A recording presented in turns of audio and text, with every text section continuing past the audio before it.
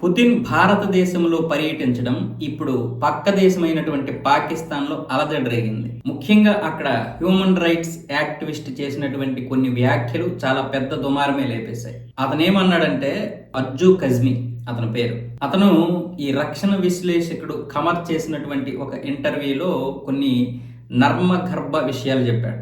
పాకిస్తాన్ ఎందుకు రాడు పుతిన్ అంటే, పాకిస్తాన్ రాడు, ఆయన ఎప్పటికీ రావాల్సిన అవసరం లేదు పాకిస్తాన్కి. మన దేశ ప్రధాని మేము చాలాసార్లు భిక్షాటన పాత్రతో విదేశాలు వెళ్తున్నామని చెప్పినప్పుడు పుతిన్ లాంటి వ్యక్తి ఎందుకు వస్తాడు పాకిస్తాన్? కనీసం వాళ్ళు పెట్టుబడులు పెడుతున్నామని ఒక విషయం కూడా చెప్పరు పాకిస్తాన్లో. ఎందుకు అంటే, మనమే అడుక్కొనే పరిస్థితుల్లో ఉంటే ఇంకా వాళ్ళకి ఏం చెప్తాం?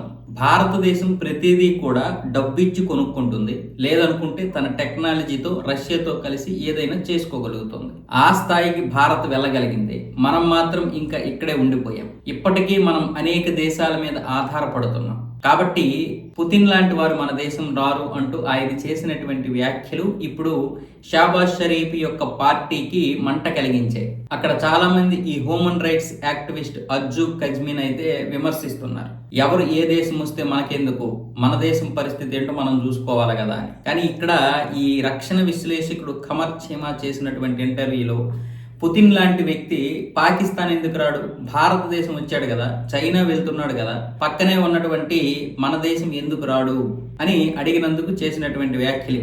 అతను చెప్పినటువంటివి కరెక్ట్ గానే చెప్పాడు. వీళ్ళు నిజాన్ని తీసుకోలేరు. పాకిస్తాన్ నాయకులు కావచ్చు, పాకిస్తాన్ లీడర్స్ కావచ్చు, అధికారులు కావచ్చు, సైన్యం కావచ్చు, ఇలాంటి నర్మగర్భ విషయాలు చెప్తే ఎవరు కూడా భరించలేరు. ఆయన కొన్ని విషయాలు చెప్తున్నాడు.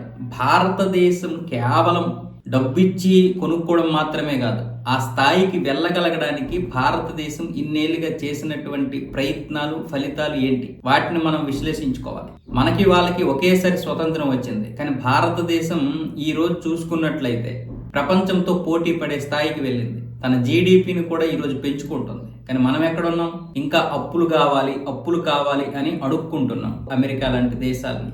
ఇది మనకి సిగ్గుచేటు కాదా అని కూడా అతను నిజంగానే మంచి విషయాలు చెప్పాడు. బహుశా మరి నాయకులకి మంచి చెప్తే నచ్చదు కాబట్టి అతన్ని విమర్శించే పరిస్థితి తీసుకొస్తారు. అది ఎక్కడైనా అంతే, అది భారతదేశంలోనైనా సరే. ఒకవేళ ఎవరైనా నిజాలు చెప్తే భరించలేరు. అందుకే అర్జు కజ్మీ చేసినటువంటి వ్యాఖ్యలు అక్కడ ఎవరికి నచ్చడం లేదు. అందుకే దుమారం రేపయ్యాయి.